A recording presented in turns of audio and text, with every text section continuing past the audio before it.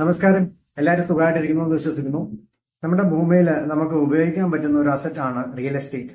ബാക്കി അസറ്റുകൾ ഇപ്പം ഗോൾഡ് എടുത്താലും അതുപോലെ തന്നെ മ്യൂച്വൽ ഫണ്ട്, സ്റ്റോക്ക്, അങ്ങനത്തെ കാര്യങ്ങളൊക്കെ എടുത്തെന്ന് പറഞ്ഞാലും അത് നമുക്ക് സൂക്ഷിച്ച് വെക്കാനേ പറ്റത്തുള്ളൂ. നമുക്കത് ഡെയിലി യൂസിൽ ഉപയോഗിക്കാൻ പറ്റത്തില്ല. അതേസമയം റിയൽ എസ്റ്റേറ്റ് ആണെങ്കിൽ നമുക്ക് താമസിക്കാനോ കൊമേഴ്ഷ്യൽ കച്ചവടം നടത്താനോ ഇൻഡസ്ട്രി നടത്താനോ അങ്ങനെ എന്ത് കാര്യങ്ങൾക്കും നമുക്ക് ഉപയോഗിക്കാനും പറ്റും.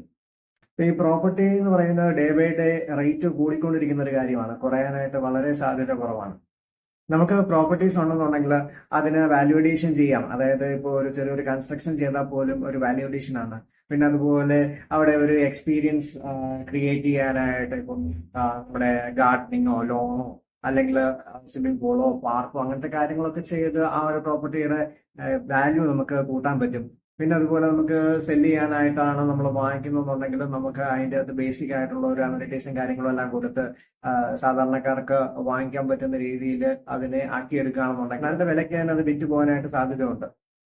അതുപോലെ തന്നെ ഇപ്പോൾ കൊമേഴ്ഷ്യൽ സ്പേസ് ആണെന്നുണ്ടെങ്കിൽ നല്ല ഫെസിലിറ്റീസും കാര്യങ്ങളൊക്കെ ഉണ്ടെന്നുണ്ടെങ്കിൽ നല്ല റെന്റ് കിട്ടാനും സാധ്യതയുണ്ട്. ഇപ്പൊ ട്രിവാൻഡ്രത്ത് ഒരുപാട് പ്രോപ്പർട്ടീസ് ഇതുപോലത്തെ അവൈലബിൾ ആയിട്ട് വന്നിട്ടുണ്ട്. അപ്പോൾ നിങ്ങൾക്കോ നിങ്ങളുടെ ഫ്രണ്ട്സിനോ റിലേറ്റീവ്സിനോ ആർക്കെങ്കിലും ഇതുപോലത്തെ പ്രോപ്പർട്ടീസ് വന്ന ആവശ്യം വരുവാണെന്നുണ്ടെങ്കിൽ നമ്മളോട് പറയുക. Thank you for watching this video. See you soon. Take care. By.